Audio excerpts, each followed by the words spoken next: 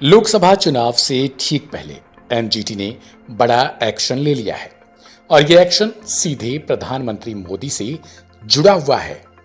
प्रधानमंत्री नरेंद्र मोदी इस समय लोकसभा चुनाव के प्रचार अभियान को लेकर लगातार दौरे कर रहे हैं। इस बीच एनजीटी ने एसपीजी की एक अर्जी को खारिज कर दिया, जिसमें प्रधानमंत्री नरेंद्र मोदी की गाड़ियों को दोबारा से रजिस्ट्रेशन के लिए कहा गया था।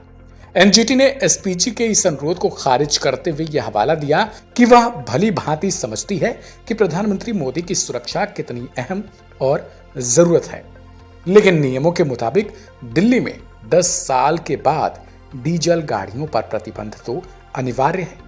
इसके मुताबिक भारत के वर्तमान प्रधानमंत्री नरेंद्र मोदी के काफिले की गाड़ियां 10 साल पुरानी हो चुकी हैं, जिसके कारण उन पर प्रतिबंध भी अनिवार्य हो चुका है।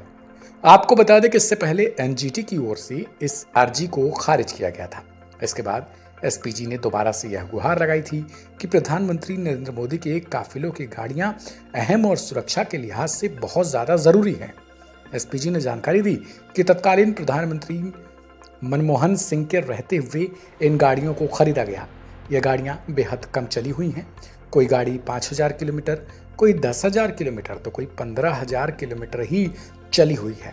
ऐसे में अगर इनका रजिस्ट्रेशन 5 साल के लिए और बढ़ा दिया जाएगा तो यह प्रदूषण में उतना असरकारी नहीं है। हालांकि एनजीटी ने साफ तौर पर बताया कि अगर 10 साल के बाद डीजल गाड़ियों पर प्रतिबंध दिल्ली में लगता है तो यह अनिवार्यतः इस गाड़ियों पर भी लागू होगा। आपको बता दें कि एसपीजी ने साफ तौर से ये गुजारिश की थी, लेकिन एनजीटी ने इसको लेकर मनाही अपनी जारी कर दी है। बता दें कि आमतौर पर प्रधानमंत्री जहाज या फिर वायुसेना के हेलीकॉप्टरों का ही उपयोग करते हैं और इसके जरिए ही उड़ान भरा जाता है। इसलिए कारों की जरूरत बहुत कम दूरी के लिए ही इस्तेमाल की जाती है। हालांकि एनजीटी ने एसपीजी की एक नहीं सुनी और सीधे इस अर्जी को खारिज कर दिया। आपको बता दें कि एसपीजी की ओर से 5 साल के लिए और इन गाड़ियों को रजिस्ट्रेशन बढ़ाने के लिए कहा गया था, लेकिन एनजीटी ने नियमों का हवाला देते हुए एसपीजी को सीधे ना बोल दिया। ये 3 गाड़ियां साल 2013 में बनी थीं और दिसंबर 2014 में जाकर इनका रजिस्ट्रेशन हुआ था। ये 3 गाड़ियां रेनॉल्ट MD5 हैं। वैसे बता दें कि इन 3 गाड़ियों में से 6000 किलोमीटर चली है और दूसरी 9,500 किलोमीटर चली है, वहीं तीसरी 15,000 किलोमीटर ही चली है। इनका इस्तेमाल केवल कुछ जरूरी कामों के लिए ही किया जाता है। सुप्रीम कोर्ट के आदेश के हिसाब से दिसंबर 2024 में 10 साल पूरे होने पर अनरजिस्टर्ड कर दिया जाएगा।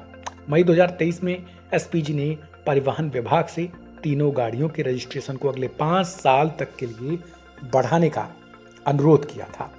हालांकि तब उन्होंने साफ तौर पर मना कर दिया था, जिसके बाद एसपीजी ने एनजीटी का दरवाजा खटखटाया। हालांकि वहां से भी एसपीजी को कुछ नहीं मिला। इस खबर में बस इतना ही। बाकी की अमरताजा अपडेट के लिए सब्सक्राइब करें वन इंडिया हिंदी।